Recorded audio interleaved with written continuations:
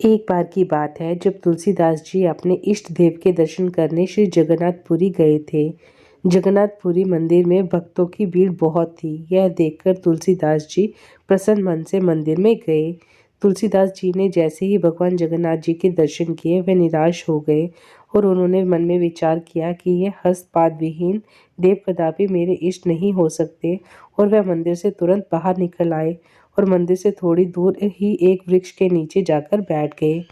तुलसीदास जी ने अपने मन में विचार किया कि मेरा इतनी दूर आना व्यर्थ हुआ। वह सोचते हैं कि गोलाकार नेत्र वाला हस्तपद्महीन दारूदेव मेरा राम हो सकता है, कदापि नहीं। रात्रि हो गई थी। वह उसी वृक्ष के नीचे थके मांदे भूखे प्यासे बैठे थे। भूख से उनका अंग भी टूट रहा था। अचानक ही एक आहट हुई तो उनका ध्यान उधर गया और उन्होंने सुनने लगे। तभी उन्होंने देखा कि एक बालक हाथों में थाली लिए पुकार रहा था, अरे बाबा, तुलसीदास कौन है?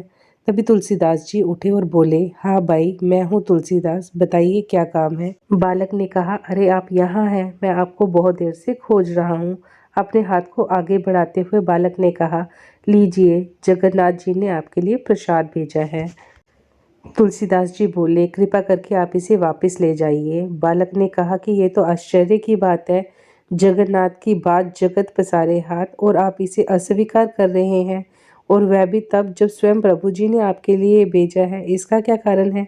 तुलसीदास जी ने कहा, अरे भाई, मैं बिना अपने इष्ट देव को भोग लगाए कुछ ग्रहण नहीं करता हूँ, और फिर यह जगन्नाथ जी का झूठा प्रसाद है जिसे मैं अपने इष्ट देव को समर्पित नहीं कर सकूंगा। यह मेरे किसी काम का नहीं। तभी बालक ने मुस्कुराते हुए कहा, बाबा, ये प्रसाद आपके इष्ट देव ने ही भेजा है, तो आप इसे ग्रहण कर सकते हैं। तुलसीदास ने बालक से कहा, यह हस्तपाद विहीन दारू मूर्ति मेरा इष्ट नहीं हो सकता, यह मेरे राम कभी नहीं हो सकते। बालक ने तुलसीदास जी से कहा कि श्री रामचरितमानस में तो आपने अपने इष्ट देव को इसी रूप में वर्णन किया है, बिनु पद चलिए सुने बिनु काना, कर बिनु करम करी विधि नाना, आनन रहत सकल रस भोगी, बिनु बानी बकता बड़ जोगी। बालक का ऐसा जवाब देने के बाद तुलसीदास जी की भाव भंगिमा देखने लायक थी।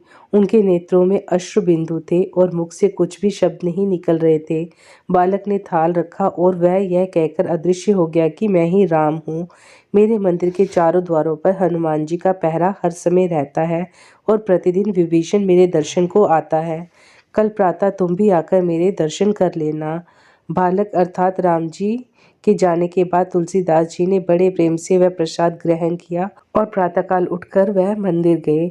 मंदिर में उन्होंने जगन्नाथ जी, बलभद्र और सुभद्रा के स्थान पर श्री राम, लक्ष्मण एवं जानकी के भव्य दर्शन हुए और दर्शन करते हुए वह भाव विभोर हो गए।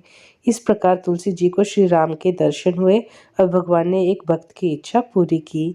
तुलसीदास जी जिस स्थान पर वह रात्रि व्यतीत की थी, उस स्थान को आज तुलसी चौरा के नाम से जाना जाता है।